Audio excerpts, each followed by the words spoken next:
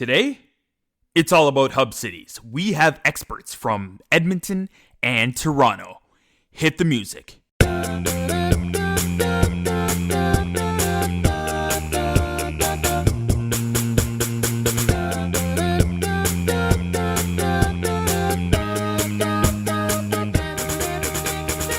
Now on the show is Joshua Kloke. He's a sports writer for the Athletic TO and an amateur deep dish chef, eh?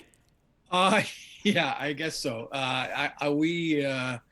We do deep dish here at my house once, sometimes twice a week. I've taken a few trips to Chicago, and for me, deep dish is just the superior pizza, which I know is kind of I guess a bit of a spicy take, but yeah, I love it. I absolutely love it. Me being like Eastern European and everybody back home likes the whole thin pizza. I don't like the thin pizza. I'm more of like I'm in the middle, and I've had deep dish in Detroit and Chicago, and that was maybe a little bit too much, more like a lasagna. But there are some great places out there. If you know, is there a great place in Toronto that has deep dish? There are a few that do deep dish pretty well. Descendant, which is on the east side, so maybe a little tougher to get to. But yeah, Descendant on the east side is fantastic deep dish pizza. I know Maker Pizza, which is arguably the city's best pizza. They're going to start doing deep dish stuff. But I mean, maybe I'm biased. Some of the best deep dish can be found in my West End home, I hope. But yeah, Toronto's pizza scene is pretty good. All things considered, it doesn't have its own unique brand of pizza. Yeah. But a lot of different types, and I mean, I love getting on my bike and going to find the newest pizza joint in Toronto. Yeah, we have very eclectic, different tastes and multicultural places in Toronto. You could reach Joshua on Twitter at Joshua Kloke. Your recent article that I was looking at, and of course we're going to be talking about Hub City stuff, but I do want to talk about Nylander, and tell us a little tidbit that you found very interesting in your talking about and writing about Nylander. Yeah, William Nylander is such an interesting case in Toronto. I mean, he has what looks sometimes to be just otherworldly skill. He's just such a skilled player, and what he can do with the puck is almost unparalleled at times in the NHL. He doesn't get maybe the credit he deserves from a large section of the fan base, perhaps because there's concerns about his work ethic, or he doesn't talk to the media as much as some other Leafs as well. And I just think the perception of Nylander maybe isn't fair. So my goal with the story was to ask teammates and ask him what's something we don't know about William Nylander, right? Because again, he's in his fourth season as a Leaf, and there's still a lot we don't know about him. We know a lot about Tavares and Marner and a lot of other stars in Toronto. Not the case for Nylander. So, we're talking about pizza. He's a big foodie. He likes to make his own sushi at home. He's been described as a rink rat, literally the last guy to leave the rink at the end of a day, always trying to do things on and off the ice to get better. A big napper. This is a guy that can nap for 4 hours a day, and he used to bring a yoga mat on the bus when he was playing junior in Sweden, and just sleep in the aisles of the bus in Sweden. And I guess the whole goal with this was just to kind of show people that there's more to these players, and I could probably do this with every player on the Leafs, and I've done it with some other players. It's fun to think about who these guys are away from the rink. Because I've said it before, if you're a sports fan, you spend so much time watching your team and obsessing over their performance. But for all this time we spend, obsessing over a team's performance, we don't really know who these people are, kind of behind the performance, right? And that's always, for me, the most fun, is to kind of dig around on these guys and see what you can find, because players often don't get asked about it either. And if you ask the question, you might be surprised what players, actually want to reveal about themselves, because they don't often get that chance in hockey, right? Yeah, that's for sure. I am a big fan of Nylanders that taste in music. Maybe not so much Post Malone, but some of the different artists out there, I think we both like. Are there any players that have mentioned that's maybe unique to them that they're bringing into the bubble? No, you know what? In terms of the guys that are big kind of music heads, we know Tyson Berry is a big music guy. I've talked to him a lot about music. He's a Mm-hmm. big Pearl Jam guy, and so am I. And um, I'm sure there'll be a lot of that heard in the bubble. I know Travis Dermott is a big country music guy, so there'll probably Mm-hmm. be a lot of that. I know that earlier in the year, Mitch Marner had control over the Leafs sound system in the locker room. I'm Yeah, not sure if he still does. He's more of a top 40 guy. So, yeah, I'm sure you'll hear a lot of different stuff inside the bubble. cool. How is Toronto, the city in general, dealing with the pandemic? I mean, that's a good question. I, Mm-hmm. I would, first things first, I would probably want to defer to, to the infectious disease experts that Yeah. know much more than I do. But from what I'm seeing and from what I'm reading, I try to keep an eye on the case counts every day, and they seem to be trending in a really, really good direction. I mean, there's talk of Toronto opening up bars and restaurants right now. Bars and restaurants are only able to serve takeout and on patios.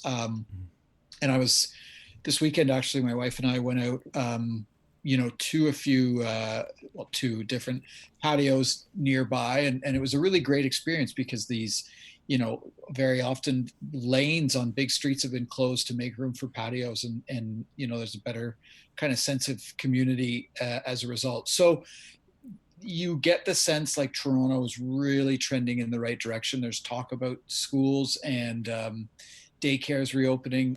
So I think, to bring it back to the NHL, I think that really made the NHL feel at ease when it came to picking a city, one of the two hub cities to host games in, right? Because Mm-hmm. Toronto's numbers have been trending pretty well, and as a whole, I guess comparatively, Toronto has done a good job trying to control this virus as best they can.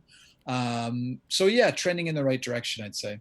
Yeah, I hear there's phase three happening for most parts of Ontario, except Yes. for Toronto and Peel on Friday. So those are good signs, and of course, still mandatory to try to make sure you're wearing your masks when you're going into places. So those are good signs. How do you feel it's going for players opting out? It seems like the deadline has passed, but that's maybe with a penalty at least. Yeah, I think you're finding that there was a kind of a brief wave of players opting out, and Mm-hmm. frankly, good for them, right? Like, we're dealing with a virus. Nobody really knows the long-term effects. And if you have any hesitation about playing or putting your health at risk, your family's health at risk, then you should not be penalized for missing out on what is essentially, just your job, right? Like, Yeah, this is, and it's a job that won't that will take, what, 10 years of your career, maybe. yeah, So why put your health at risk? I know that there's probably some trepidation, but I think as a whole, the NHL has done a decent job making sure that they're putting players in an environment where they feel comfortable. I mean, you just, again, we're talking comparatively to MLS and NBA, which are having games in Florida, which is a COVID hotspot right now, and mhm. and I think that probably makes players feel at ease. But there have been players dropping out, and again, good for them, because we don't know what this virus is, and we don't know what it could eventually turn into, right? Yeah, that's for sure. With Toronto being the Eastern Conference hub city, Yep. I know Chris Johnston tweeted earlier today the NHL's secure zone in Toronto will include an underground path between the Royal York and Scotiabank Arena, allowing players and staff to walk back and forth while remaining still within inside the bubble. Yep. I know from going to work, working at City News, Scotiabank looks like it's gotten a bit of a facelift already. It looks really a little bit extra stylish. So how else do you know is the team or the city kind of preparing for this bubble and this return to play action? I mean, I think the bubble is probably a lot bigger than what people think it is. I think or that there might be a general understanding that players are just going to be shuttled back and forth from the hotel to the arena. That's not the case. Mm-hmm. The bubble in Toronto is essentially a campus, right? They're going to have an entire block of buildings and green space cordoned off near the lakeshore. You're looking at BMO Field, which is where TFC play, the Raptors training facility, the X grounds, which is kind of like it's a giant playground essentially.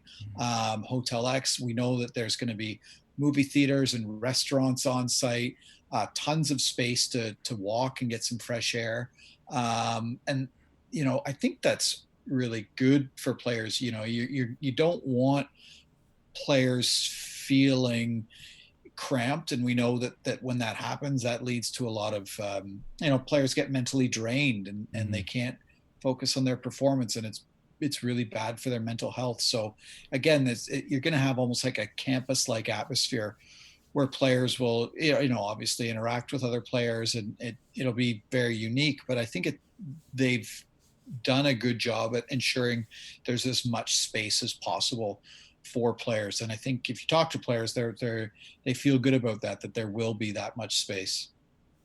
Speaking about that space and everything, I hear security is going to be tight. So is that more or maybe less for the players and members of the organization going out, but also keeping the general public out and not being able to come within that campus? So that campus, as you're saying, is primarily just for the players and members of the organization. Yeah, I mean, it's only for players in the organization, right? I mean, they that's what they want to ensure, is that the players stay safe by ensuring that the virus can't get in, and that's a huge focal point, limiting how many. There will be a very limited number of media allowed into the Scotiabank Arena, and they will be kept very far away from players. So yeah, you're really not going to see a lot of in and out, and I think that was a big part, of the players agreeing to this return to play plan. Mm-hmm. Let our listeners know if they don't know much. We know there's the classic Royal York Hotel, but the mysterious Hotel X.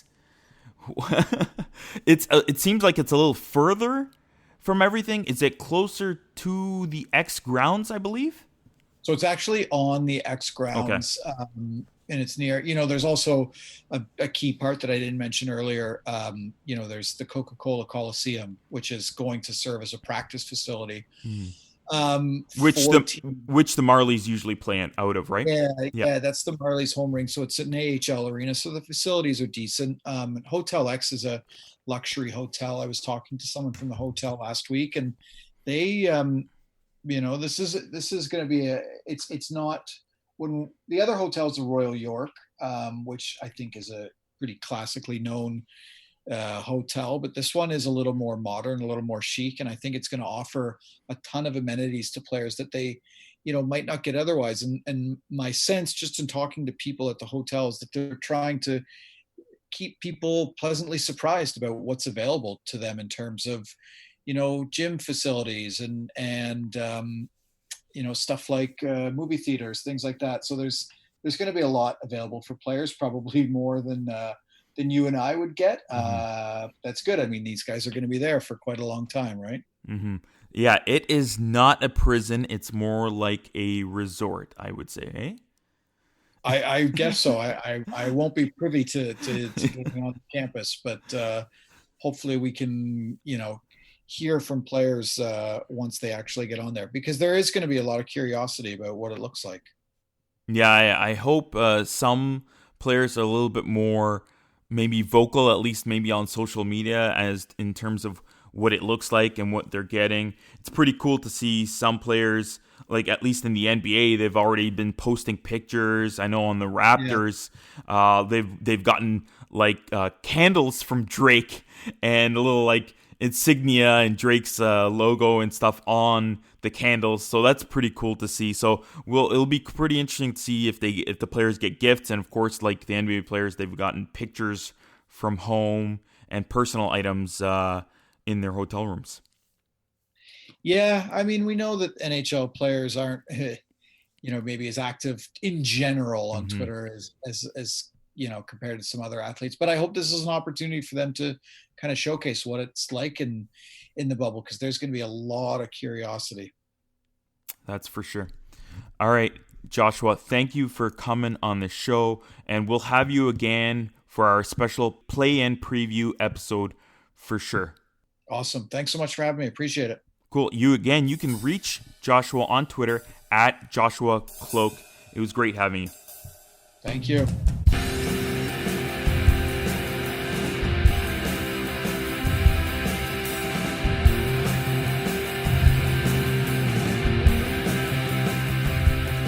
Now we move over to the west and we talk about the hub city in Edmonton.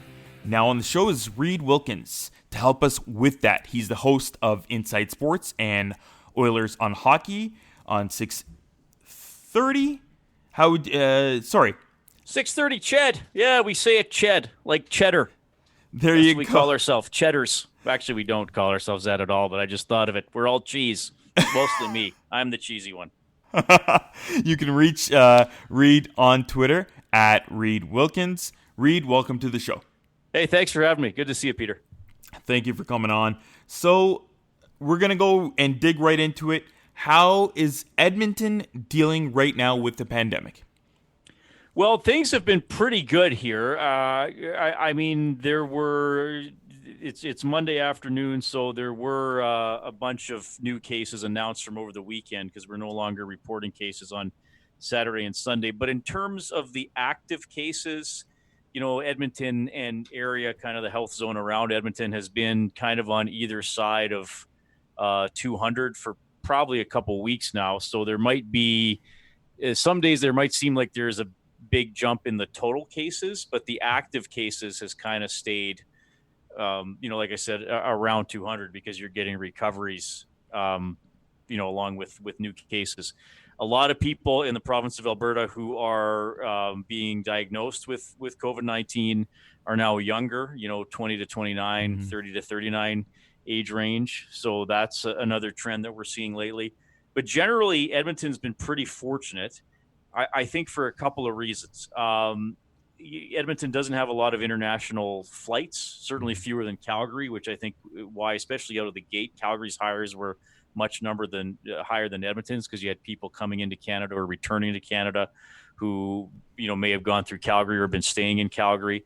And I think, for the most part, people have been pretty mindful of the rules here in Edmonton. And I think even maybe people who maybe questioned what was being done and maybe didn't think it should be carried out to that extent, they've still followed the rules, right? They've still social distanced and stayed home from work if they've been asked to, and tried to just be respectful of other people. So Edmonton's numbers, hey, you'd love it to be zero. Mm-hmm. And certainly there has been an uptick in the last few weeks ever since Edmonton opened up a little bit and went into Alberta went into what is called phase 2, where, now you can go get your hair cut and some restaurants are open to half capacity and, some stores are open, but generally it's been pretty good. And that was a huge reason why Edmonton wound up becoming a hub city, because of course it looked like it was going to be Vancouver and Vegas. And Vancouver had the issue with the provincial government, and with Vegas, as we've seen in the United States, the numbers just went too high for the league to feel like it was responsible to say, oh yeah, we're going to put them into Vegas where there's, hundreds of new cases a day, as opposed to Edmonton where there might be, a few dozen or whatever. Mm-hmm. So I think we've handled the pandemic fairly well. There have been outbreaks. There has been death, unfortunately, and that's tragic. But overall, I think Edmonton is a success story in Canada in terms of how it's been handled here. Mm-hmm. we won't get into too much Oiler talk, and we're going to talk more about return to play and it being a hub. But I do want to mention Mike Green opting out for the Oilers. Who made the statement, and what was kind of the reasoning behind it, if you know? Yeah, that was Mike Green's call, as the NHL said right away. If any player wanted to opt out, no questions asked, no reason given, no punishment or anything like that. And for him, it was just family concerns. We saw the statement he put out.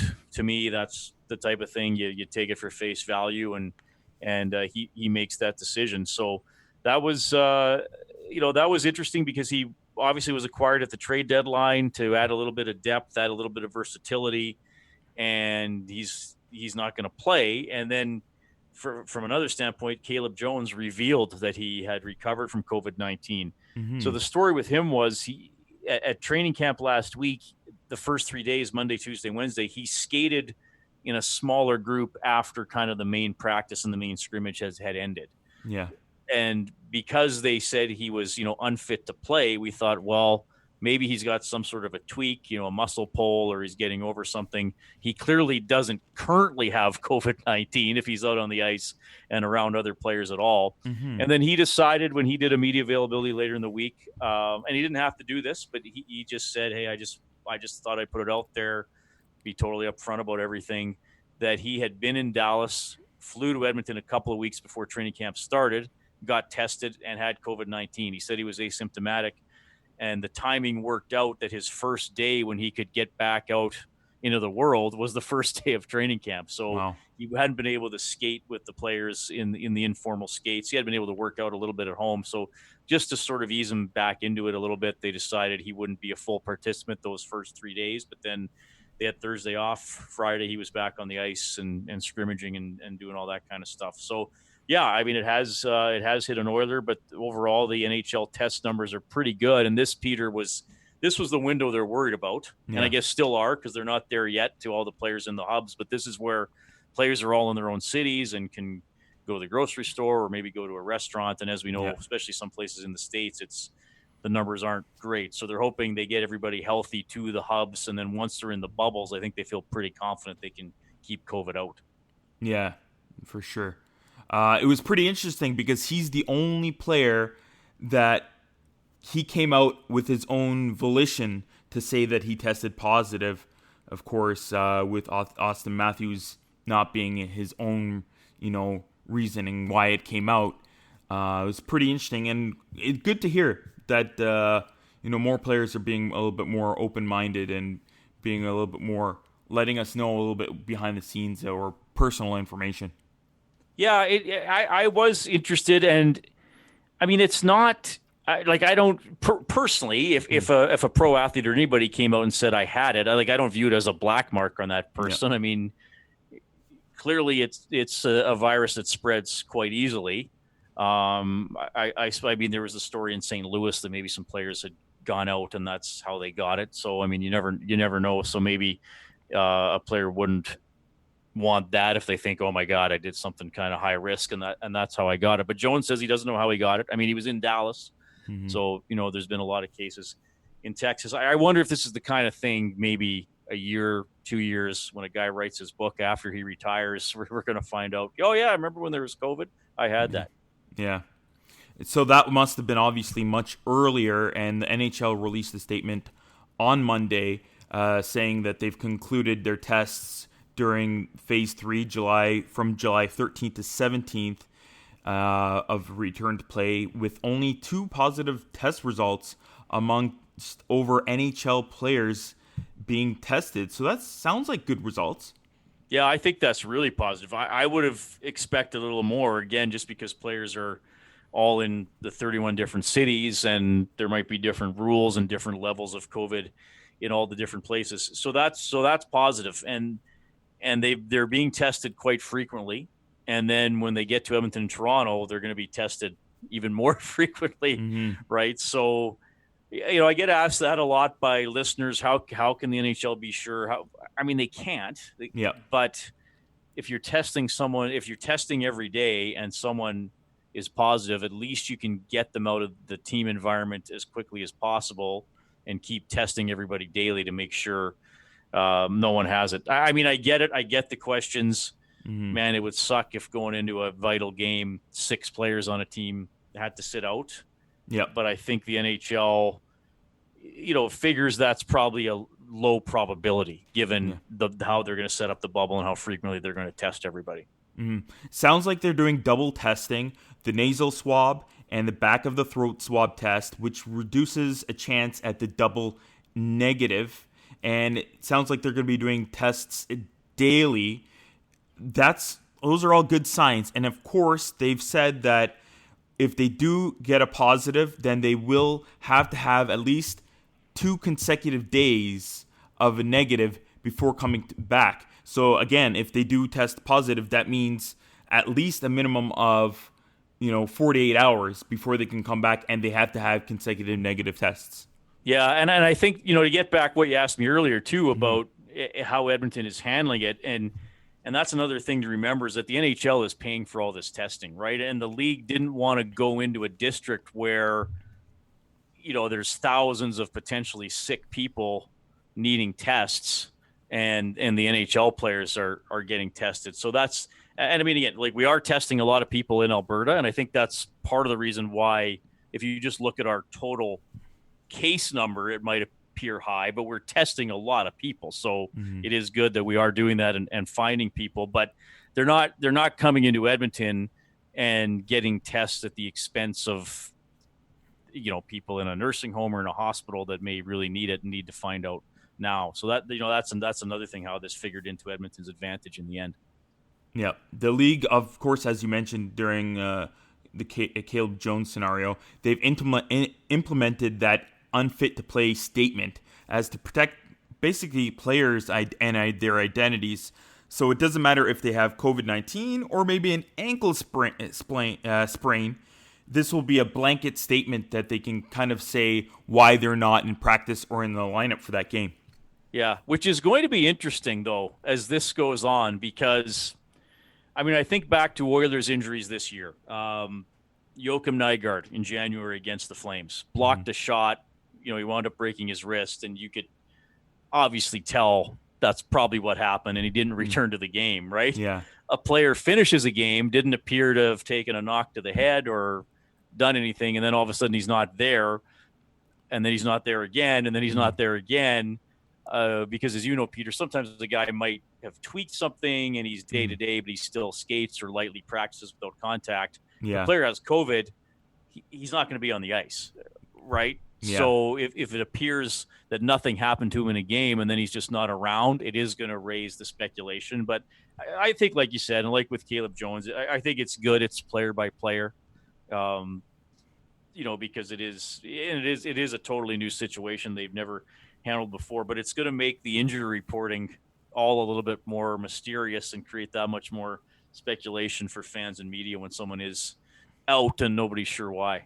Yeah, Twitter is going to have a field day if, like, Zach Hyman, we know he got hit by a shot from Spezza, and now he's out, and they don't know if he might play for Leafs in Game 1 of the play-in round. But if he wasn't, and we're like, where's Hyman? Why is he not back yet? Everybody's going to be, like, going nuts. Toronto would be going nuts right now. Yeah. And again, even though everybody knows that's what happened, it's just officially he's unfit to play, right? Even though everybody saw or knows what happened, you can't give any other details. Yeah, for sure. So for the arena, let's get to that little dilemma that we had a couple days ago. So the flood destroys like a whole entrance of the arena. How did that happen, and what's the update?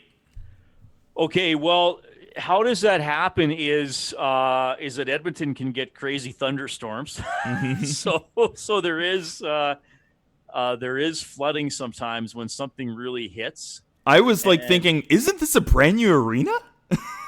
Well, it is. It's almost, it'll be 4 years old in September. And I don't think this is any structural flaw to the arena. It's just the water came in so fast. There was hail and there was flooding. And it's nowhere near the ice surface, Rogers Place. It's nowhere near the downtown community rink. So there's, the dressing rooms weren't damaged. It's not going to prevent Edmonton being a hub city. There will be repairs that need to be done. Basically, it is one of what would be a main entrance to Rogers Place if there were fans that, they got flooded and had some damage.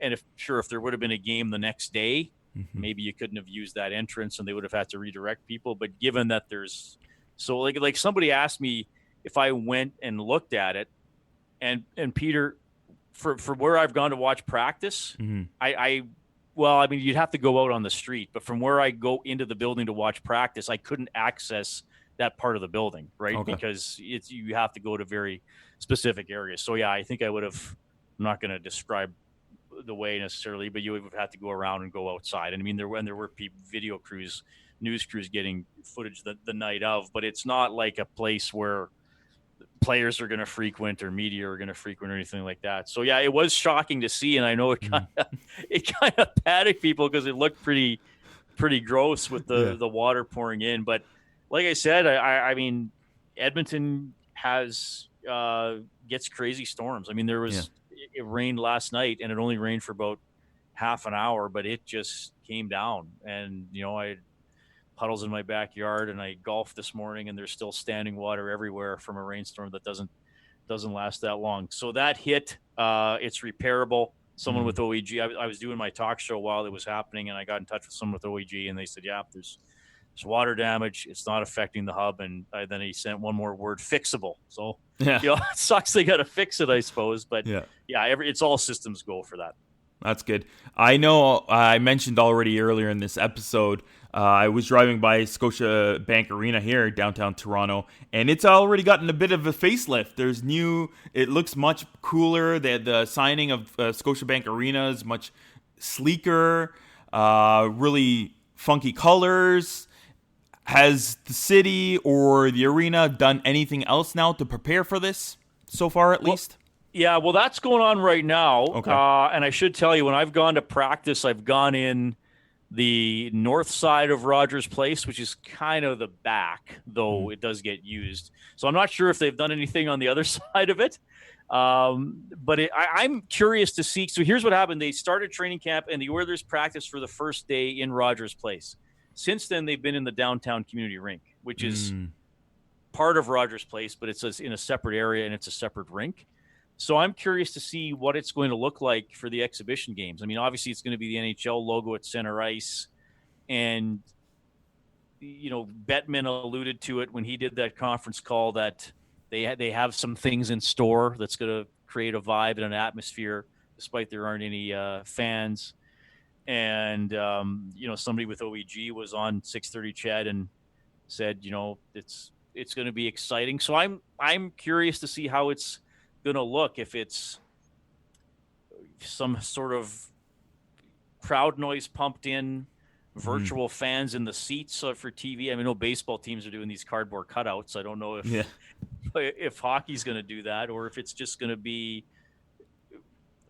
some sort of different type of presentation. I mean, maybe they could put green screens up behind the benches and have ads there. Maybe there's an extra opportunity for that. I'm curious to see what it's going to be like. Like I said, they're working on it right now, and that's why the Oilers had to get out of there and go practice in the downtown community rink. But I'm sure and I know there's the worries about the profanity, stuff for the player mics. But it's going to be interesting to watch, and I'm sure for the TV viewer, which everyone will be now, or a radio listener, they want to make it seem either like it hasn't changed too much or it's somehow more exciting. I don't know how they do that, but I anticipate there will be some sort of crowd noise and maybe some sort of visuals that'll make it look a little more exciting in the background. Mm-hmm. I heard that they might allow other players from other teams kind of during games. So like a minor hockey tournament. Yeah, this would be very interesting. So if the players are getting tested anyways all the time, and then maybe have their own sections, have Brad Marchand in this corner, and then Tyler Seguin in another corner, and they're in the crowd cheering on. Maybe they really hate other players. Maybe, it's too bad Drew Doughty's not there to insult Tkachuk during his game, or that would be hilarious. They should isolate a camera on certain players like a Drew Doughty while Calgary's playing. That would have been amazing.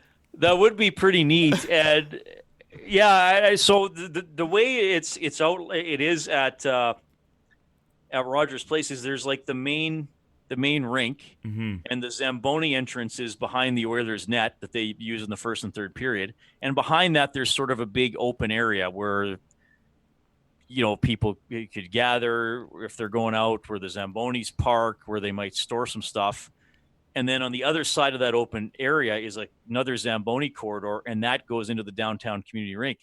So if a team was practicing in the afternoon and then was walking back to their dressing rooms in Rogers Place, they could just walk up the Zamboni area and stand in the glass in their equipment. Like, again, just like a minor hockey tournament, like, oh, we're waiting. Right? Yeah. Yeah, that would be kind of cool if they just, after their practice, just went up onto the stands and watched part of the game before they went and had dinner or whatever. That would be amazing. All right. Well, Tarasenko was quoted saying the other day, "We don't go there like for a resort. We're expecting unbelievable food service, like 5-star summer resort. We're just going to play hockey. I don't need much to live. I just need a bed and food."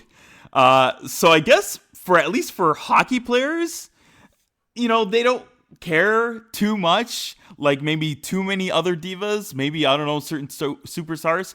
I know some fans are kind of peculiar why maybe it's in Edmonton as a hub city. How are the hotels, the JW Marriott and Sutton Place, are they bourgeoisie enough for these high-profile superstars? Well, the JW Marriott is, I think it's less than a year old. It's quite new, and it's right across the street from the rink. And when I say right across the street, like, it is literally right across the street. Like, it's not like in Vegas where right across the street is still a 15-minute walk. It's right there. There's a pedway into Rogers Place, and I guess if they could go outside, they just got to wait for traffic and go. And then the Sutton Place is just the kind of another block over, I guess, or so, and there's a indoor pedway as well for that. So they're all right there. They're certainly higher end hotels, and so that was another advantage for Edmonton. They're all easily within that bubble. There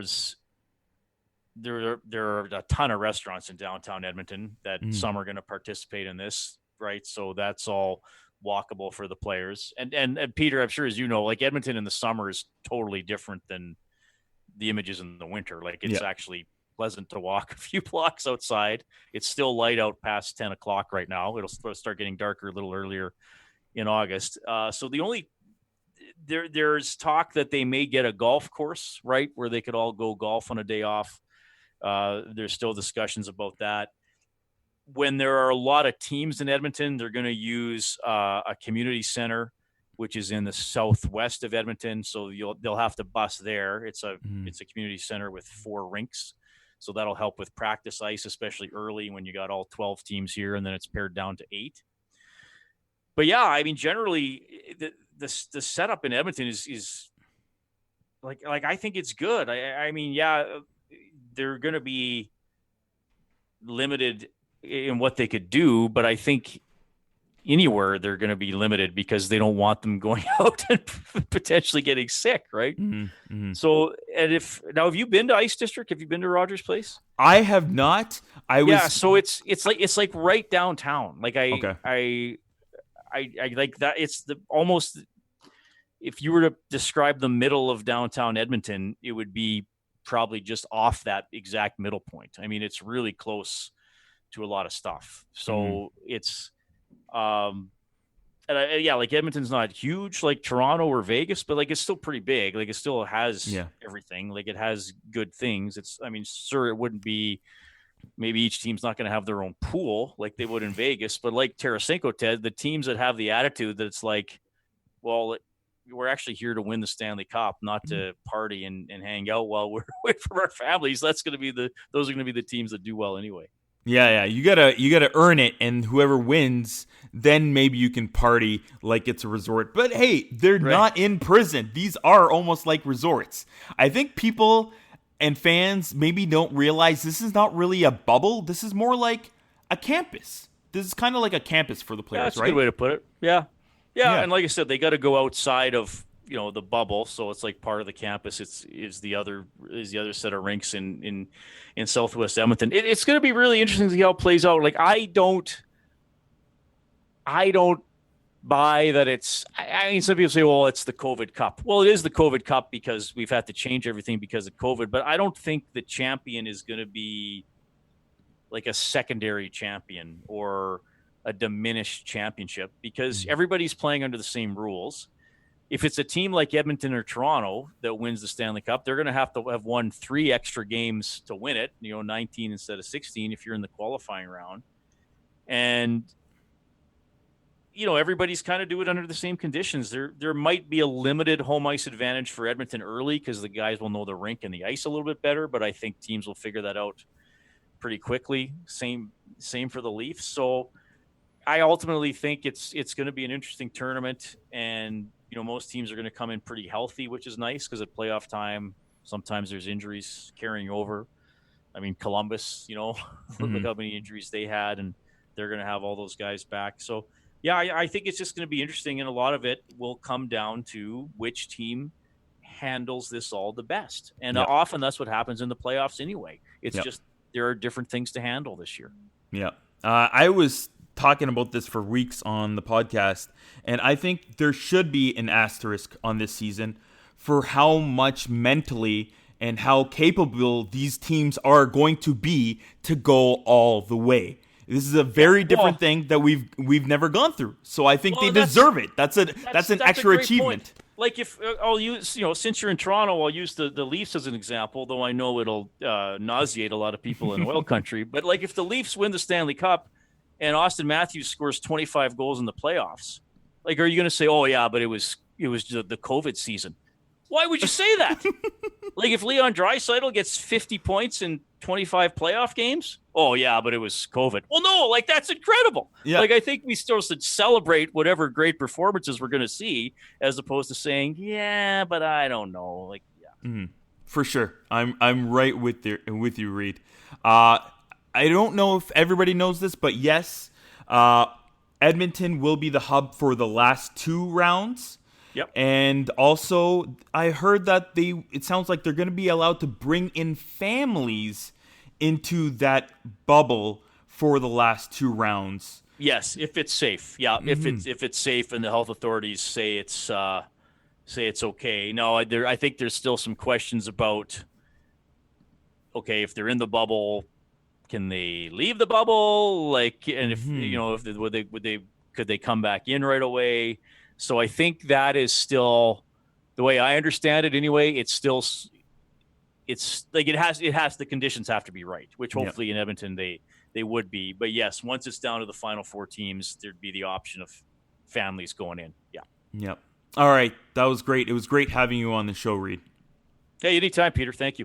Again, Reid will hopefully join us maybe for some more play-in preview talk as we're getting ready for the play-in round and the playoffs. And again, you can reach Reid on Twitter at Reid Wilkins. Reid, thank you for joining us. See you, Peter.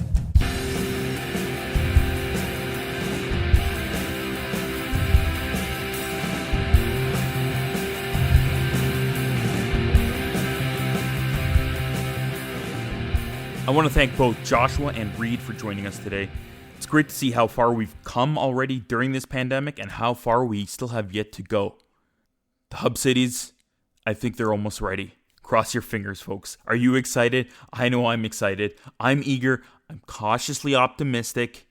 Next week, I hope you enjoy the hard work I put in. We have a double episode week, 2 episodes, 16 reporters from every single play-in city. Who's in? Who's out? Who's the X Factor? Who might contemplate tanking? Find out next week on Jablam Sports Hockey.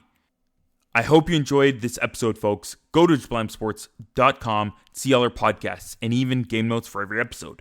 Please subscribe, rate, and review us on Apple, Google Play, or Spotify, or wherever you get your podcasts, and click on the 3 dots in your podcasting app and share this episode with 3 friends. If you want to contact us, or if you have any questions, we're going to have a mailbag. Any ideas for the show, you can follow me on Twitter at Russian98, RUSSIAN 98, or the entire team at Jablam Sports. You can also use the hashtag Jablam Sports, that's JABLAM Sports. If you want, you can also contact us on our contact page on our website, jablamsports.com/contact. If you like wrestling, go check out our new wrestling podcast, Pro Wrestling Explode, presented by Jablam Sports. We've got Joey Pepperoni, Miranda, and I talking about AEW, WWE, and we recap and analyze recent matches, storylines, pay-per-views, and what's in wrestling news. Thank you, everyone. Shout out today is to Maria. She's been a great friend and a fan of my work since day one. Thank you for listening, caring, and always being there, Maria. I know, I'm it's tough around me sometimes, especially in my mornings, but thank you for caring. And for every one of our listeners, I'm giving you a virtual hug. Stay healthy, listen, be strong, and be yourself.